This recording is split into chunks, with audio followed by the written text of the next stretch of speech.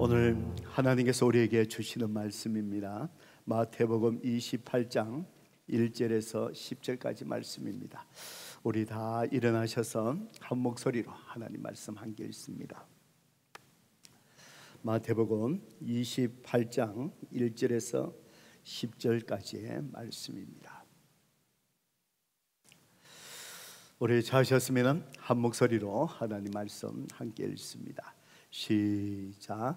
안식일이 다 지나고 안식 후 첫날이 되리는 새벽에 막달라 마리아와 다른 마리아가 무덤을 보려고 갔더니 큰 지진이 나며 주의 천사가 하늘로부터 내려와 돌을 굴려내고 그 위에 앉았는데 그 형상이 번개 같고 그 옷은 눈같이 희건을 지키는 자들이 그를 무서워하여 떨며 죽은 사람과 같이 되었더라. 천사가 여자들에게 말하여 이르되 너희는 무서워하지 말라. 십자가에 못 박히신 예수를 너희가 찾는 줄을 내가 아노라. 그가 여기 계시지 않고 그가 말씀하시던 대로 살아나셨느니라. 와서 그가 누우셨던 곳을 보라.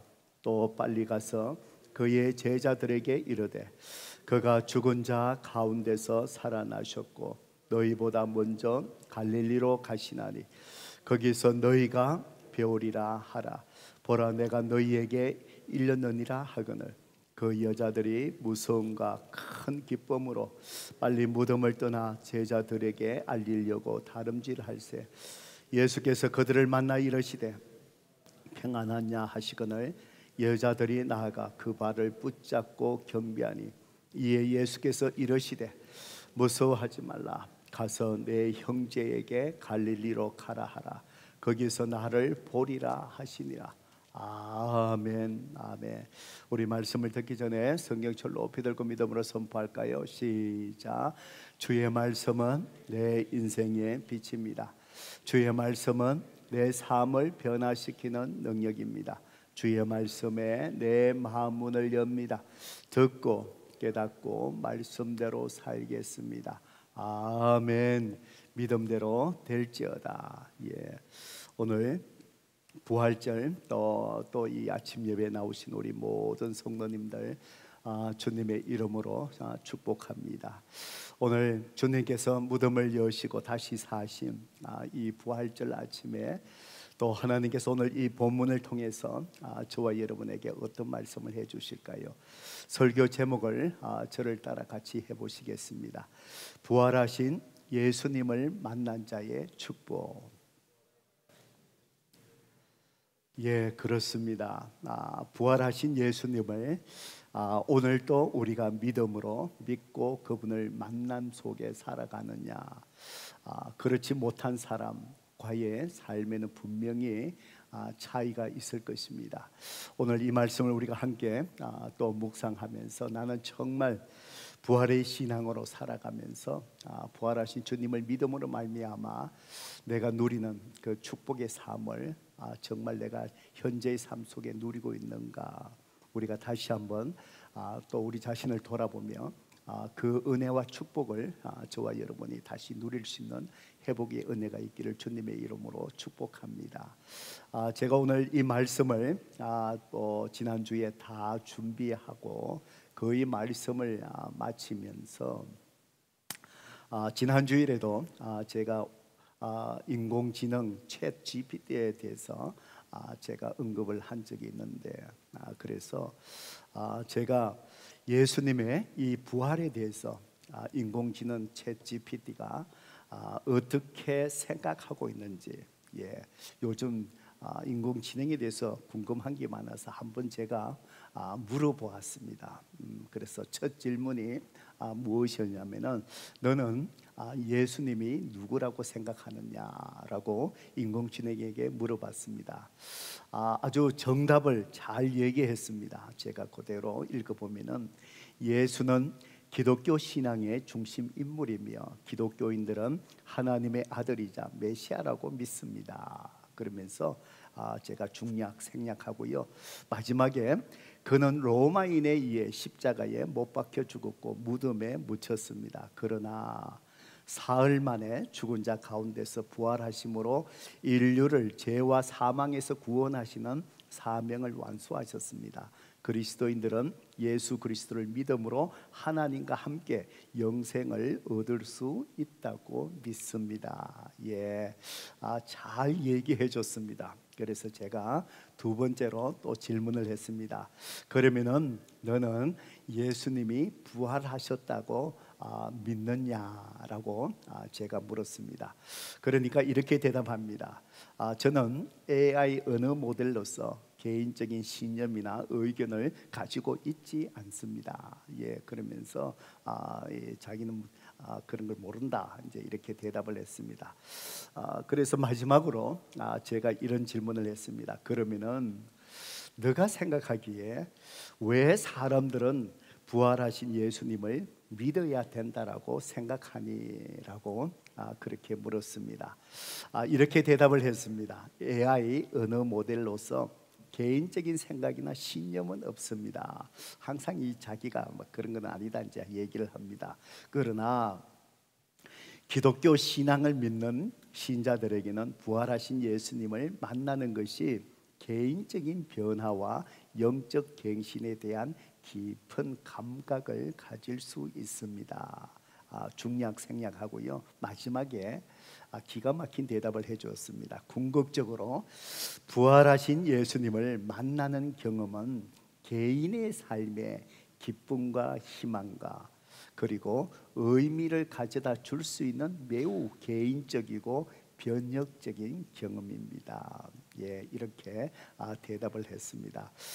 제가 이 AI의 대답을 보면서 참 기가 막히구나 생각을 했습니다. 왜냐하면 오늘 우리가 읽었던 이 본문의 말씀, 제가 묵상하면서 또 주님이 주시는 말씀을 나누고자 하는 결론을 이 인공지능 AI가 그대로 요점을 제가 본문을 주지 않았는데도 부활을 만난 자의 축복이 뭔가, 그러니까 첫째는 기쁨이고 둘째는 의미 있는 삶을 살아내는 그런 변혁적인 경험을 얻게 된다, 이런 대답을 해주어서 놀랐습니다. 성도 여러분, 그렇습니다. 예수님의 부활을 정말 믿는 자들, 또 그 당시에 직접 예수님을 부활을 만난 자, 부활하신 예수님 만난 자의 큰 그 축복이 바로 뭐냐, 그들의 삶 속에 일어난 것은 변화였다는 겁니다. 그래서 성경을 읽어보면은 부활하신 예수님을 만난 사람들은 하나같이 그들의 삶 속에 드라마틱한 놀라운 변화들이 일어났다는 것입니다. 성도 여러분, 그렇습니다. 오늘날에도 부활하신 예수님을 믿는 자, 그분을 인격적으로 만난 자의 삶 속에 그의 삶이 어떠하든지 간에 놀라운 변화들이 분명히 일어날 줄로 믿습니다. 그러기에 우리는 예수님을 증거하고 오늘도 부활하신 예수님을 기뻐하는 것이 아니겠습니까?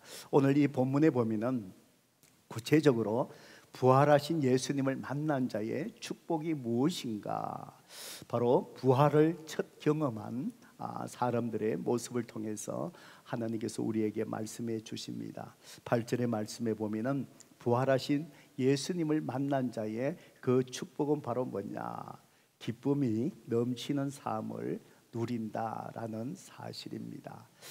예수님의 부활하신 예수님을 만난 자의 그 큰 변화, 그것은 바로 뭐냐, 기쁨이라는 겁니다. 기쁨이라는 것입니다. 예수님이 십자가에 못 박혀 죽으시자 주님을 따라다니는 많은 제자들이 다 뿔뿔이 흩어져서 다 숨어버렸습니다. 일부는 자기들도 휩쓸려서 어떤 죽음을 맞이할까 두려움 속에서 안전한 곳에 숨어버렸고요.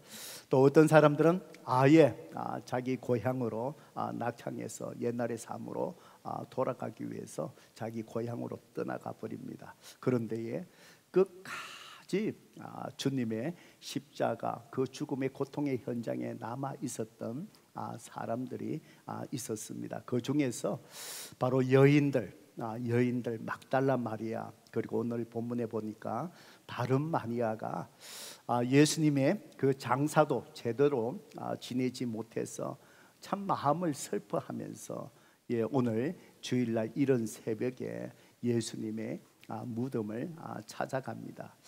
찾아가는데 가보니까 놀랍게도 무덤이 열려 있는 거예요. 그래서 깜짝 놀라고 당황해야 합니다. 그때에 천사가 예수님께서 말씀하신 대로 다시 살아나셨다, 부활하셨다라는 사실을 얘기해 줍니다. 그리고는 그 순간에 기뻐하면서 막 당황하는 그 순간에 돌아서서 이제 가려고 하는 그 순간에 바로 부활하신 예수님께서 그들을 만나 주십니다. 그러면서 부활하신 예수님을 직접 보게 된 것이지요. 그때에 바로 처음으로 예수님이 부활하신 것을 목격한 이 여인들에게 어떤 변화가 일어납니까? 오늘 본문 우리가 읽었던 8절과 9절의 말씀이지요. 우리 함께 읽어봅니다. 시작. 그 여자들이 무서움과 큰 기쁨으로 빨리 무덤을 떠나 제자들에게 알리려고 다름질할세. 예수께서 그들을 만나 이르시되 평안하나 하시거늘 여자들이 나아가 그 발을 붙잡고 경배하니. 그렇습니다. 그래서 여자들이 예수님을, 부활하신 예수님을 처음으로 만났을 때의 그 반응이 무엇이었다라고 성경 기록합니까? 두려움, 경이로움이 있지요. 그 두려움과 큰 기쁨이었다라고 얘기합니다. 성도 여러분, 정말 예수님께서 십자가에서 고통스럽게 참혹하게 죽으시는 현장에서 이 여인들이 얼마나 몸을 부르르 떨면서 그 두려움 속에서, 슬픔 속에서, 절망 속에서 그렇게 그 시간을 보냈겠습니까? 아직도 그 슬픔과 애통함이 사라지지 않는 그 아픔의 가슴들. 여러분, 그렇습니다.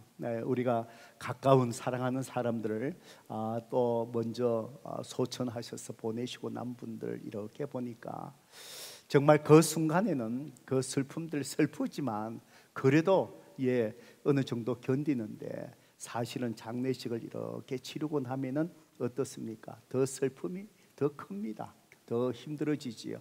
그래서 항상 각 사랑하는 사람들이 세상을 떠나고 나면은 항상 우리가 주위에서 잘 돌봐드리지요. 그리고 더 중요한 것은 장례식이 끝나고 난 다음에 더 관심을 가져야 됩니다. 왜냐하면은 장례식을 치르고 할 때는 그때는 그래도 이 해야 될 일이 있으니까 어느 정도 슬픔을 이겨나가지만, 모든 것들을 장례 제차를 다 끝나고 혼자 남겨질 때, 위로했던 사람들이 다 떠나고 홀로 남겨졌을 때, 그때에 정말 슬픔과 힘든 그 시간들이 그때 찾아오기 때문에 그렇습니다. 바로 이 여인들이 주님이 십자가에서 고통당하는 그 모습을 볼 때에 그 사실도 고통스러웠지만은 정말 장례식도 제대로 지내지 못하고 그래서 주일날 이른 아침에 그들이 주 예수님의 그 무덤을 향할 때 그 아픔, 슬픔이라는 것은 이루 말할 수 없었을 것입니다. 바로 그때에 부활하신 예수님을 만났을 때, 그때 부활하신 예수님과의 그 만남이 이 여인들에게 어떻게 됐지요? 그 찢어지는 아픔, 그 실망, 절망, 그것들을 주님이 어떻게 바꾸십니까? 큰 기쁨이 되게 하셨다는 사실입니다. 성도 여러분, 그렇습니다. 부활하신 예수님을 만나고 나면은요, 우리에게 일어나는 큰 기쁨, 그것은 이루 말할 수 없지요. 그것이 큰 변화입니다. 옛날에 제가 언젠가 한번 나눈 적이 있지만은, 오래전에 제가 복음을 전할 때에 세 명이 한조가 되어서 복음을 전하기 위해서 저쪽에 갈랜드, 여러분 갈랜드 아시지요? 갈랜드에서 더 동쪽으로 아주 멀리 떨어진데 한 1시간 정도 걸렸습니다. 세 사람이 차를 타고 누군가가 거기에 할머니에게 복음을 전해주세요. 그래서 연락을 받았기에 1시간 정도 떨어진 곳에 그 할머니에게 복음을 전하기 위해서 갔습니다. 갔는데 할머니 혼자, 자녀들은 다 일 가시고 낮에 혼자 계셨습니다. 그래서 반갑게 맞이해 주시고 인사 나누고 기꺼이 집 안으로 들어오라고 초청해 주셨습니다. 그래서 이제 집 안에 응접실에서 얘기를 나누면서 저희들이 왜 여기에 왔는가를 얘기했습니다. 누군가가 할머니를 참 사랑하는 분이 할머니에게 예수님을 좀 소개해 줬으면 좋겠다라고 부탁해서 저희들이 이렇게 오늘 이렇게 방문했습니다라고 얘기를 나눴습니다. 그러니까 그 할머니가 얘기하시기를 자기는 이미 예수님을 믿고 구원받은 사람이다 이렇게 대답을 하시는 거예요. 그 한순간에 우리 세 명이 조금 낙심했습니다. 1시간이나 멀리 이렇게 왔는데 이 어린이 이미 예수 믿고 구원받으셨다라는 그러니까 그 인간적인 생각이죠. 그렇지만 또 이미 예수 믿고 구원받은 사실 기쁘지 않습니까? 그래서 더 이상 우리가 복음을 다시 전할 필요성을 느끼지 못했고 그 할머니가 먼저 우리가 예수님을 전하기 위해서 왔다 그러니까 당신이 예수님을 처음 만났을 때 예수님을 믿었을 때에 얼마나 기뻤는지 자기 감정을 이야기하시는 거예요.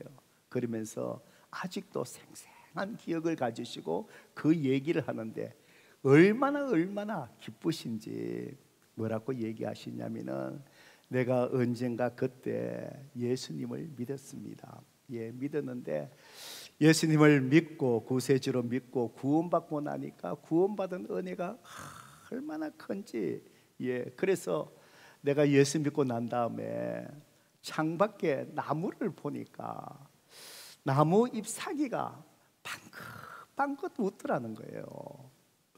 정말 이 나무 잎사귀가 방긋방긋 웃더라. 그러니까 이분은 그냥 방긋방긋 웃는 것 같더라 그 표현이 아니고 이분의 표현에 의하면은 실제로 바깥에 있는 창문을 보는데 얼마나 기쁜지 잎사귀가 방긋방긋 모든 자연이 웃더라는 거예요. 참 아주 특별한 간증을 하셨습니다. 저는 그런 특별한 간증을 이렇게 체험들을 말씀하실 때 저는 항상 판단하지 않으려고 합니다.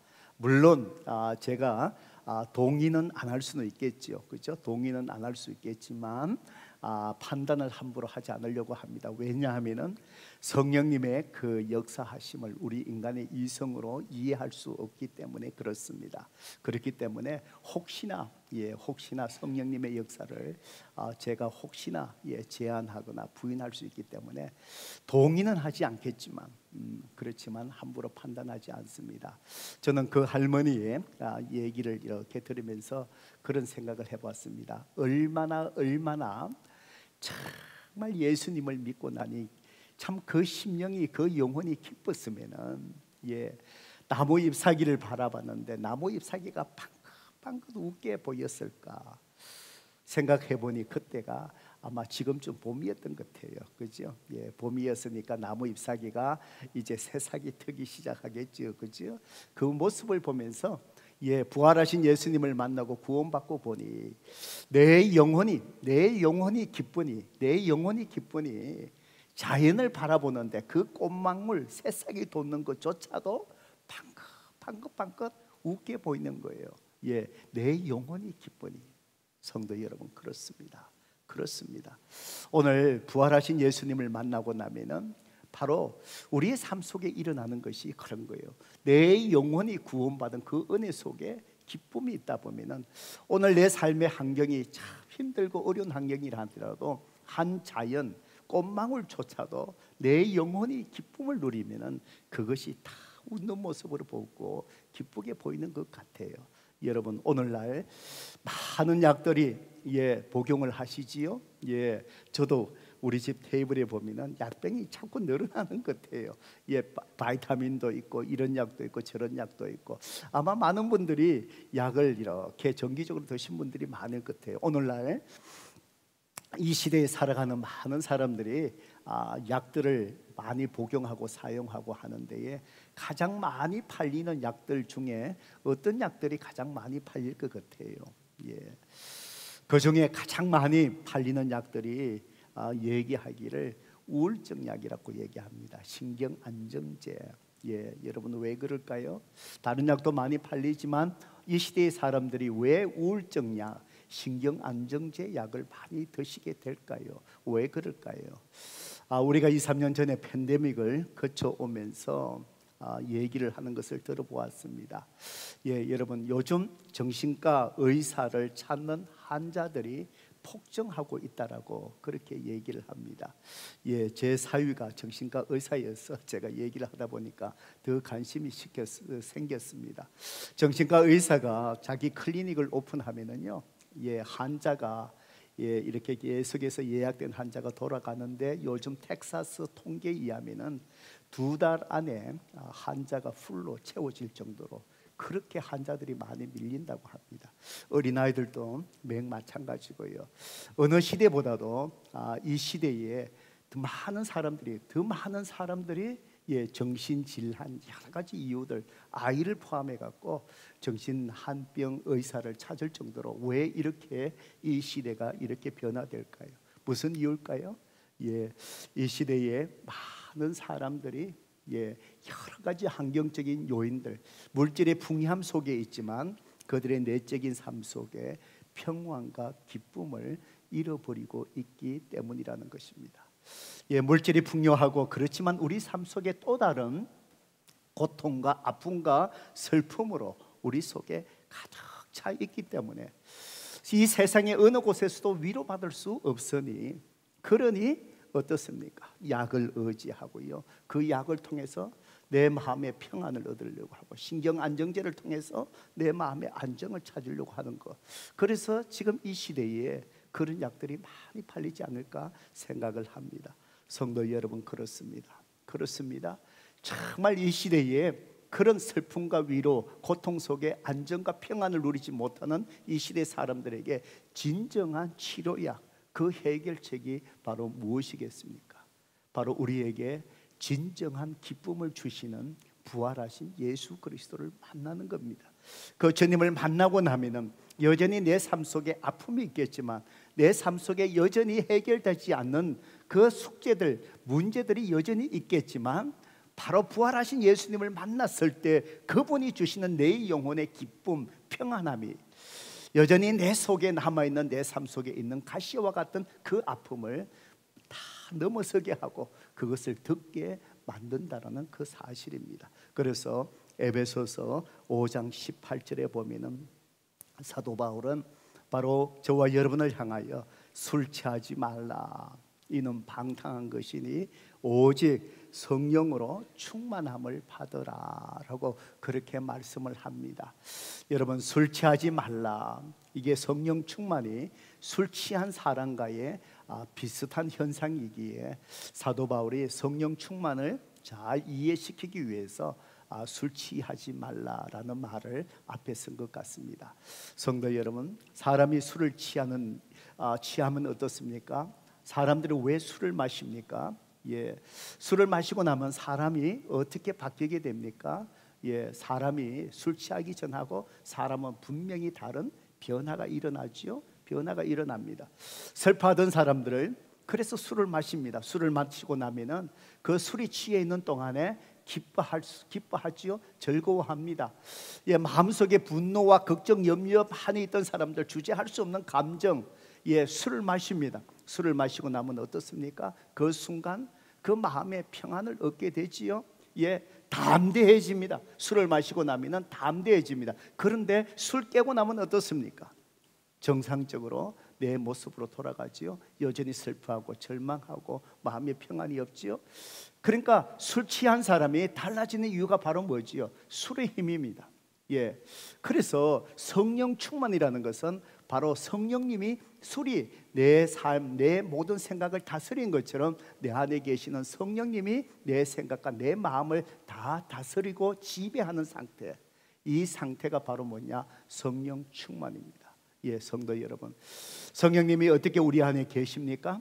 예수 그리스도를 구세주로 믿고 그때 부활하신 예수님을 인격적으로 만날 때, 내가 구원받을 때 바로 하나님의 영 성령님이 내 안에 들어오셔서 영원히 우리 가운데 계시는 것이지요. 이제 문제는 바로 뭘까요? 바로 술 취한 사람이 술을, 그 생각을, 그 사람의 마음과 생각을 다스리게 하는 것처럼 내 자신을 내려놓고 내 안에 계시는 성령님이 내 삶을 다스리게 하셔야 됩니다. 성령 충만해야 됩니다.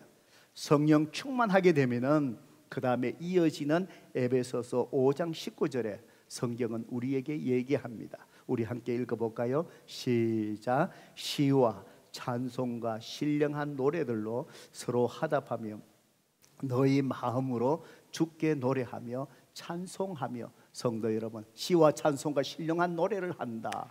서로 화답하면서 막 노래를 해요. 너희 마음으로 주께 노래하며 찬송하며. 이 상태가 어떤 상태죠? 즐거운 상태예요. 기쁨의 상태예요. 예, 술 취하지 말라. 이는 방탕한 것이니 성령 충만함을 받으라. 성령 충만함을 받으면은 부활하신 예수님을 만나고 내 안에 성령님이 계시고 성령님이 충만 내 마음과 생각을 다 다스리게끔 내어놓을 때, 그때 우리 삶 속에 일어나는 것이 바로 뭐냐? 기쁨이라는 거예요. 즐거움이라는 거예요. 예, 성도 여러분, 그렇습니다. 부활하신 예수님을 만나고 그분이 내 삶을 다스리게끔 내어놓을 때, 그때에 정말 오늘 저와 여러분이 이 땅 속에 슬픔이 많고 고통이 많고 정말 어려운 환경, 앞으로 예측할 수 없는 미래들, 경제적으로 불안함이 다가오는 그 상황 속에 바로 부활하신 예수님을 만나고 바로 성령님이 내 삶을 다스리는 충만한 상태에 이를 때에, 그때에 우리의 모든 환경을 높여서 우리는 하나님 앞에 여전히 찬송하며 기뻐하며 서로 화답하며 즐거움과 기쁨 속에 살아갈 수 있다는 것입니다. 성도 여러분, 그렇습니다. 오늘 슬픔 많고 고통 많고 어려움 많고 걱정 많은 이 시대, 오늘 우리 모든 사람들에게 필요한 것이 바로 무엇입니까?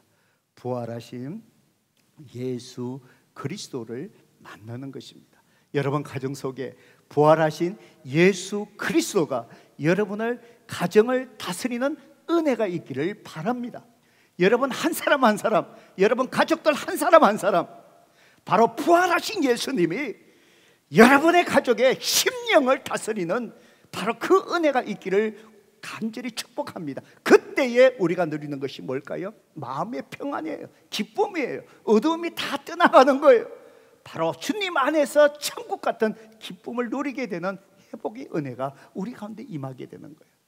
부활을 주님의 만난 사람의 큰 변화, 그것은 바로 부활하신 주님이 주시는 기쁨입니다. 오늘 그 기쁨이 저와 여러분 가운데, 여러분 가정 속에 회복되기를 주님의 이름으로 축복합니다.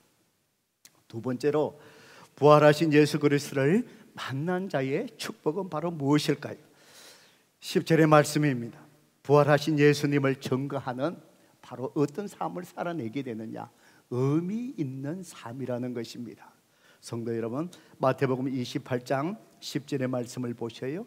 이에 예수께서 이르시되 무서워하지 말라. 가서 네 형제들에게 갈릴리로 가라 하라. 거기서 나를 보리라 하시니라. 예수님께서 부활을 목격한 이 여인들에게 이제는 너희들이 가서 너 형제들에게 예수님이 당신이 부활했다는 사실을 전하라. 내가 그들을 갈릴리에서 만날 텐데 다 갈릴리로 올라오라고 얘기해라. 예, 성경에 보면은 바로 부활하신 예수님이 갈릴리로 가셔서 베드로를 만나고 그렇게 하시잖아요. 예, 자 여기에 보셔요. 바로 이 여인, 부활에 하신 주님을 만난 자의 삶의 변화는 바로 뭐냐? 부활하신 예수님의 소식을 전하는 것입니다. 이 여인들이 바로 예수님이 부활하셨다는 사실을 증거하는 최초의 증거자, 최초의 전도자들이 된 것입니다. 예, 주님께서 부활했다라는 것을 목격한 사람, 또 부활하신 예수님을 만난 사람들은 하나같이 그들의 삶 속에 변화가 일어나는데, 그 변화가 바로 뭐냐? 기쁨이었고, 두 번째 또 일어나는 변화가 바로 뭐냐? 부활의 소식을 누가 시키지 않는데도 전하는 전도자가 되었다는 것입니다. 정 무엇을 의미할까요? 그들이 부활하신 주님을 만나고 나면 삶의 의미를 갖게 된다는 것이지요. 그 삶의 의미가 바로 무엇입니까? 부활하신 예수님을 증거하고 전하는 자로 바뀌게 된다는 것이지요. 성경에 보면은 의심 많았던 도마, 예, 부활하신 주님이 찾아오셨을 때 무슨 일인지 그 제자들 속에 있지 않았어요. 자기는 보지 않고는 믿지 못하겠다. 부활하신 주님이요, 이 의심 많던 도마를 만나셨어요. 이 도마가 부활하신 주님을 만나게 되자 확신에 넘쳐서 그가요 변화되는데 전도자로 바뀌는 거예요. 여러분, 그는 부활의 주님을 만나고 난 다음에 인도 지역에 선교하다가 순교했다는 거예요. 이 도마. 그래서 인도 사람들의 이름을 보세요. 토마스가 참 많아요. 거기에 복음이 도마를 통해서 그 지역에 복음이 전해졌기 때문입니다. 슬픈 얼굴로 예수님이 잡혀서 십자가에 맥없이 죽게 되는 모습을 보고 제자들 중에 엠마오로 자기 고향으로 낙향하면서 슬픈 얼굴을 하고 낙심 속에 자기 집으로 향하고 있던 엠마오로 향하는 제자들이 있었어요. 부활하신 주님이 그들을 만나줬어요. 말씀으로 바로 그들을 깨우쳐줬어요. 나중에 부활하신 주님이라는 것을 말씀을 통해서 깨닫게 되자 그들의 마음이 뜨겁게 되었어요. 부활하신 주님을 만나고 난 다음에 그들의 변화가 무엇입니까? 절망 속에 고향으로 낙향하고 있던 자들이 다시 발걸음을 돌려서 예루살렘으로 올라와서 그들이 부활하신 예수님을 증거하는 전도자의 삶, 의미 있는 삶을 살아가게 되는 것이지요. 또 부활의 그리스도를 만난 모든 사람들이 부활의 공동체를 이룬 것이 바로 무엇입니까? 교회가 탄생하게 된 것이지요. 부활하신 예수님을 만난 사람들, 안식일 토요일 날 예배를 드리다가 이제는 주님 앞에 주님이 부활하신 이 주일을 예배 드리는 날로 정해서서 부활의 신앙을 가진 공동체 교회가 오늘날처럼 이 주일날 예배를 드리기 시작한 것이죠. 이렇게 함으로써 교회가 유대교와 이 차별화되는 것이 그때부터 시작이 된 것이죠. 우리가 잘 아는 사울, 이 사울이라는 청년이 유대교회에 심취해 갔고요, 그리스도의 부활을 믿는 자들, 그 공동체의 사람들을 박해하기 위해서 다메섹으로 가다가 바로 다메섹 도상에서 누구를 만납니까? 부활하신 예수 그리스도를 만나는 거예요. 만나고 난 다음에 그에게 일어난 변화가 바로 무엇입니까? 예수님을 박해하던 자들, 바로 그가 이제는 변화되어서 부활하신 주님을 강력하게 증거하는 자로 한평생 그의 삶을 드리는 자로, 전도자로서 바뀌어버리는 것이죠. 성도 여러분, 그렇습니다. 성경에 보면은 하나같이 부활하신 주님을 만난 자들은 공통적인 특징이 바로 변화를 받아서 저들의 삶을 온전히 부활의 주님을 증거하는 전도자로 자기 자신의 삶을 헌신하는 의미 있는 삶을 살게 되었다는 것입니다. 그래서 사도행전 20장 24절에 보세요. 사도 바울은 한평생 복음을 전하며 살아가다가 바로 마지막 3차 선교여행을 끝내고 예루살렘으로 올라갈 때, 당신이 거기에 올라가면은 유대인들이 당신을 해할지 모르니 가지 말라고 많은 사람들이 말린데도 사도 바울은 뭐라고 얘기하지요? 우리 같이 읽어봅니다. 시작. 내가 달려갈 길과 주 예수께 받은 사명 곧 하나님의 은혜의 복음을 증언하는 일을 마치려면 나의 생명조차도 조금도 귀한 것으로 여기지 아니하노라.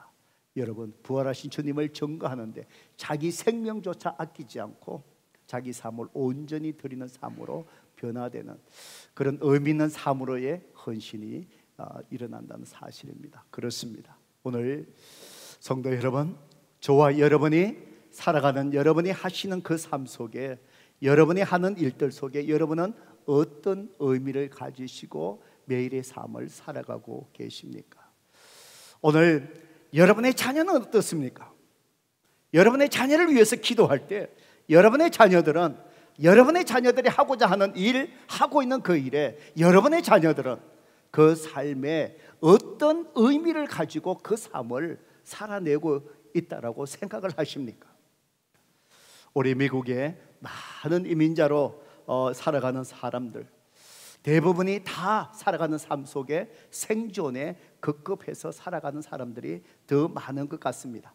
이민사회에 오다 보니까 우리가 하고 싶은 일, 내가 잘하는 일, 의미 있는 일을 하기를 보다도 내 자녀, 내 가족을 부양해야 되고, 그래서 마지못해서 먹고 살기 위해서 마지못해 일하고 살아가는 사람들, 우리 이민자의 삶 속에 얼마나 많습니까? 그럴수록 오늘 우리에게 필요한 것은 바로 무엇입니까? 부활의 신앙으로 무장하는 것입니다. 부활하신 예수님을 만나야 됩니다.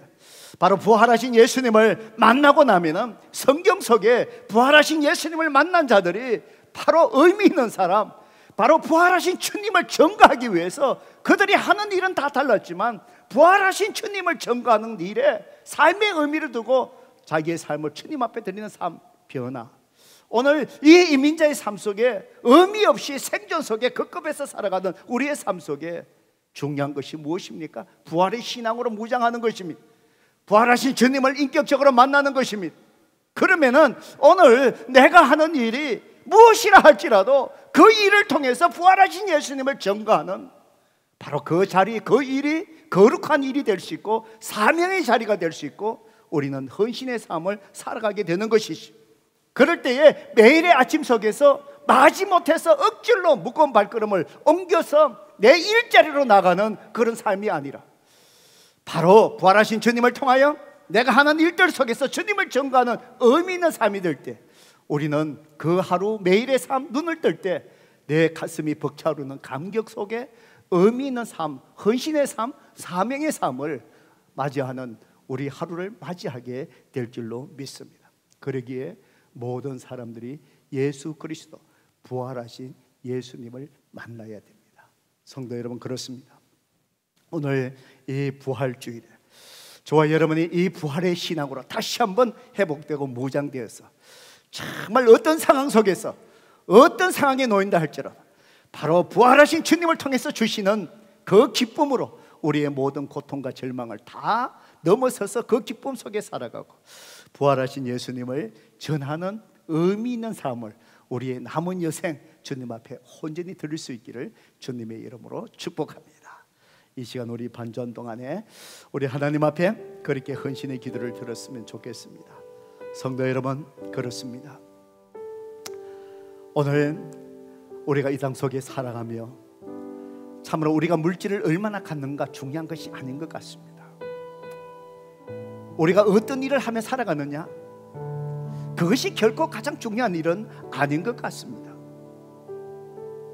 우리의 삶 속에 부활하신 예수님을 제대로 만나지 못했다면 부활의 기쁨, 바로 부활하신 예수님과 함께 살아가지 않는다면 우리가 가지고 있는 모든 물질의 소유들, 우리의 환경들, 또 우리가 하는 모든 일들 아무런 의미 없는 것이에요. 그렇습니다.